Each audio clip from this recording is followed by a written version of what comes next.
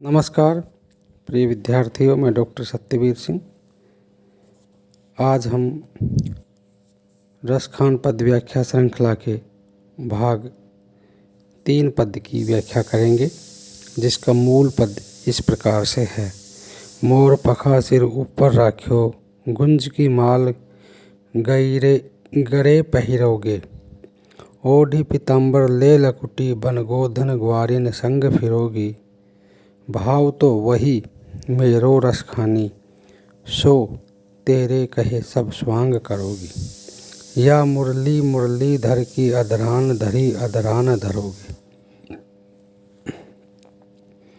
रस खान कहते हैं कि वे अपने कृष्ण की रूप छवि का वर्णन करते हुए और एक ग्वालिन है उसके माध्यम से क्या कहते हैं कि मोर पखा सिर ऊपर राखो।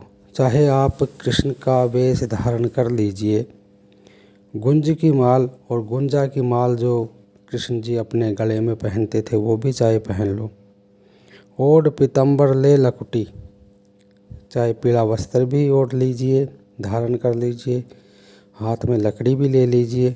बन गोधन ग्वारिन संग फिरोगी, और इसके बाद चाहे आप ग्वालियों के साथ गायें लेकर साथ चले। भाव तो वही मेरो रस खानी, सो तो तेरे सब स्वांग करोगी। चाहे जैसा आपको लगे वैसा आप कृष्ण की रूप छवि को लेकर उसको लेकर आप चाहे तो स्वांग कर लो। स्वांग वो होता है जिसमें किसी दूसरे, जैसे कृष्ण बनना, राधा बनना, राम बनना, सीता बनना, इस तरह से किसी दूसरे का रूप धारण करना। तो चाहे कोई भी स्वांग कर लो, लेकिन एक बात का ध्यान रखना। एक ग्वालिन दूसरी ग्वालिन को कहती है रसखान के माध्यम से कि या मुरली मुरलीधर की अधरान धरी अधरान धरोगे।